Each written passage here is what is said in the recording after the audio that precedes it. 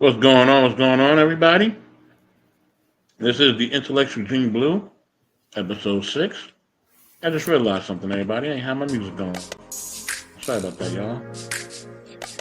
There you go. Turn it down a little bit. Here we go. Okay. So, yeah, Intellectual Gene Blue, episode 6. Hey, We're at episode 6 of this episode. You know what I mean? So, yeah. Gene Blue, what's going on, family? hey, happy Sunday.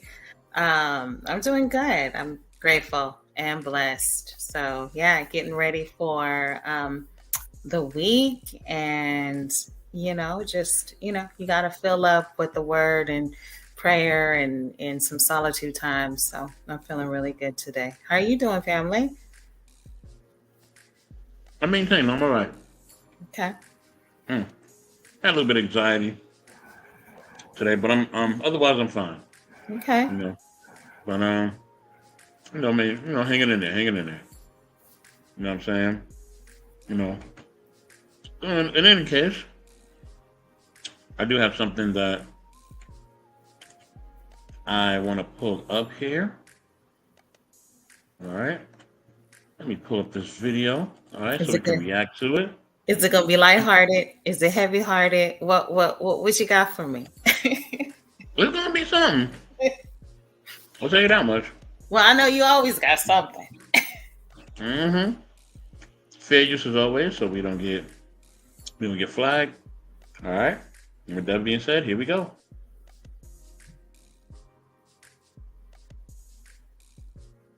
Given. God sees what's left. That's why people should treat you better and appreciate you. Because one of the biggest mistakes the people in your life make is they think just because I did for you, I had enough for me.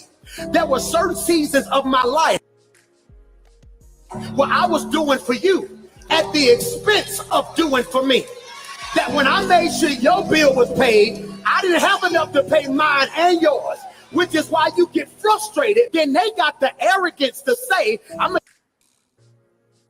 give you a little funky $20 back. It wasn't funky when you took it. It was all I had. And what I'm trying to get you to realize is this is for those of you who may not have everything you want, but you at least got a heart that says, I'm going to be there for people connected to me. Somebody say, that's my gift. And it's not always financials, because some of you stay up all night on the phone with people, just listening to them share their problems. You gave them the gift of your time. And I'm going to pause and parenthetically digress, because that just hit my spirit right there. Having a me in your life hit way different. See, having a me means you got somebody who's going to pray for you, hold you down, be there for you.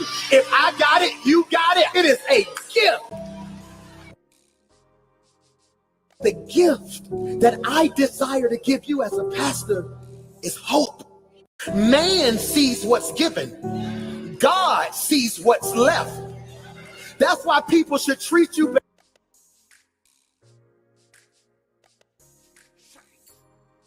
Ooh, wait.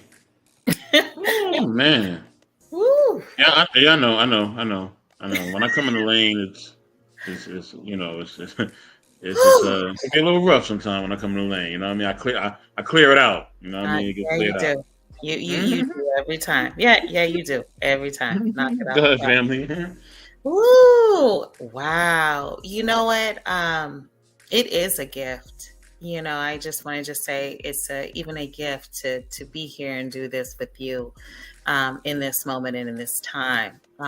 It is a gift. It is a gift to have people in our lives, and not to focus on financial, but God said when two or more are gathered together, you are truly with us, but one thing before we start pouring into other people and start pouring into their communities and start pouring into our families, we have to first make sure that we are filled up so we can continue to pour into others. If our cup is not full and our cup is not clean on the inside, not only on the outside, but on the inside too, we're not able to pour clean into people. When I mean pour, I mean, what is our gifts, right? I think we're all born with our own unique gifts. And that is like one really great quiet time that I've always explored with God. Of just like, God, show me my gifts. What am I here for? What is my purpose? What is my passion?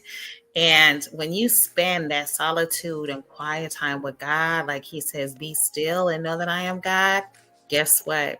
He speaks to you. You just have to have that moment in time and allow him to pour into you, so therefore you can pour into others. Exactly, exactly. And some people don't understand that something that you give to them is more than monetary. It goes beyond that. Essentially, what he's saying is that when you give your heart, you know what I'm Yeah, saying? When you give your all to people, monetary is just a form of your giving. But you giving your time is a form of your giving. You giving your energy, your thoughts, your ear. All these things are forms of giving, you know? right, A right. lot of times we take it for granted, man. We take it for granted. Then we wonder why some people they just get tired. They get burnt Absolutely. out. They And don't want that's to give anymore. They right. don't want to talk anymore. They And don't that's want to what's help in your anymore. You video. know what I'm saying? Mhm. And not to stop the conversation, but Whew. they just like, man, forget it. Like I tried everything. I literally tried everything. You know what I'm saying? And still, yet, and all in all, it ain't good enough. So at the end of the Mm, day, when a person sees that, sometimes it can make them have despair that they can ever really be loved by people or be accepted by those they call close to them. You know what I mean? So it is what it is. You know what I mean? But when somebody gets to a point where they feel like they have gained everything that they needed and that they probably don't need you, you really see who they are. yeah. You truly see who they are, and that's really the facts. But yeah, family, go ahead. That's totally, totally true. And what I've also learned about people too is that some people assumptions, how they feel about other people, are in denial, right? Because they're hurting and they haven't dealt with their hurt. And so when we are good to others and where people have been dealt or been able to work on their own stuff and their own demons and their own dark shadows, they walk around with this denial thinking like, oh, there's no really good people until it's too late, right? Until you finally realize years later, like, wow, you really were a good person. Yeah, but by that time, you show who you really are. I can't continue to keep on pouring and giving when I'm hurting on the other end. God also, wants us to be wise with discernment on the choices and the people that we have in our lives to encourage us, to lift us up. And yeah, iron sharpens iron, but it's in a loving way, you know. But it's whew, that's what we have to create, those special circles and those special relationships that we can know, that we can be honest and vulnerable and trust each other and just pour our heart into each other and create those spaces. There's spaces is available, daily devotionals and times that we can be together in unity and strengthen each other and be able to continue to feel loved and being able to go on throughout your journey and your path with God. Absolutely. I do have a question though, in regards to this, right? Uh-huh. So, how do we not keep a record of wrongs, yet not cast our pearls to pigs, right? How do we do that? In a Mm, sense, I got to remember what you did wrong, right? But I can't keep a record of wrong, right? And I'm also commanded not to cast my pearls to a pig. So that in that duality, how do we fully do that? wow. Yeah. Yeah. That's a good question, and I think I battle that too of working in the community as many years that I have. And, we have to remember that, we walk upon this earth with different people. And as long as we know who we are and that we are having unconditional love and accept people for who they are, see people for who they are and love them where they're at is what I've been learning and continue to learn, right?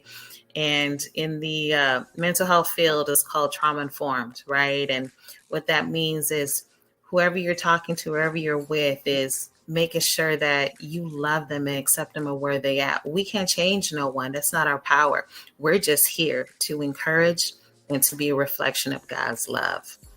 All I can say is that we have to continue again, be discernment, have that time with God, know your value, know your worth, and have that solitude and start dealing with the things that are inside of you and breaking those generational curses. Because I think that's so important first, is that we have to heal ourselves before we can heal our family, before we can heal our friends. And it starts with us again. And it starts again of just going back and spending that time with God and being able to feel those emotions and those feelings and knowing that those emotions or feelings have nothing to do with who we are as a person, you know, because we're human and we're not made to be perfect. But you know what? We can only take what we can take. God's not going to, you know, God does say what, you know, turn the other cheek, but you're like, dang, how many cheeks do I need to turn, right? And how much more of this I need to take. But in the field that I work with, it turns out to be toxic. What is toxic too, right? Because I'm not going to be in a relationship or a friendship that continues to be a vicious cycle or toxic. I'm going to pull back my energy and knowing this how I can show up for you, because I also have to reserve my energy for my life, for my children, for my family, for my career. And it's this balance that we have to maintain of knowing who gets what energy, who gets our time, how I know this person is. So if I know this person will call me and not one time ask me how I'm doing, but they're just like, hey, and they think I answer the phone and they just go on and on and on and on and on.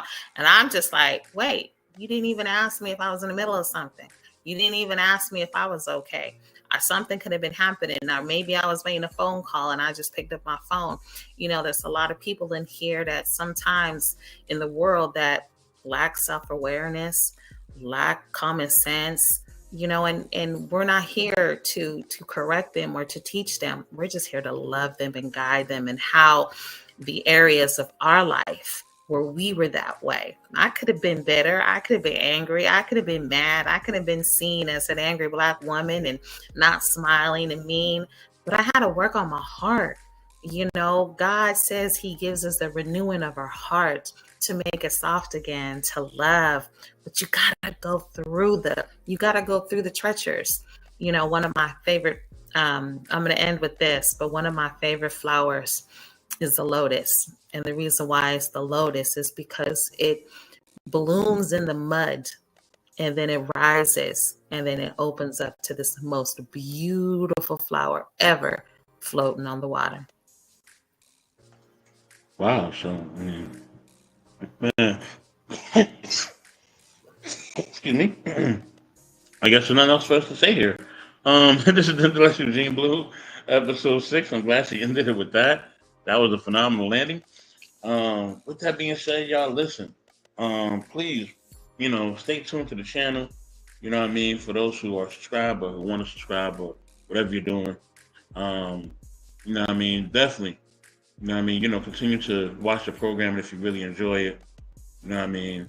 As well as, you know, if you are seeking any type of counsel, any type of just, you need to listen to air, or you just want a place just to fellowship, you know what I mean? And you just want a non-judgment zone just to kind of let loose.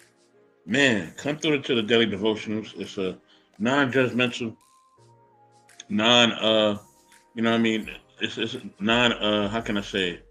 Non-judgmental, non-confrontational place, right? Where we're just there to love people and really there to help people, man. You know what I'm saying? So definitely let me know. You know what I mean? It's Sunday through Wednesdays. All right, we got one coming up this evening at 9:30 Pacific Standard Time. All right, definitely check it out if you would like. You know what I mean? It is a private thing, so please DM me if you are interested, and definitely I'll send you the link as well. Okay. With that being said, y'all, this is the Intellectual Gean Blue, episode 6. As always, we do have an intellectual devotional this coming Thursday. All right, so look forward to it. All right. So we have a bomb topic about why the Bible, Quran share the same topics, why they have the same stories, and we definitely get into that. All right. With that being said, y'all, we love y'all. Please continue to enjoy your weekend. Know what I mean? And definitely, y'all, we'll holler at you soon. With that, we are out. Peace. Where's my outro? There we go.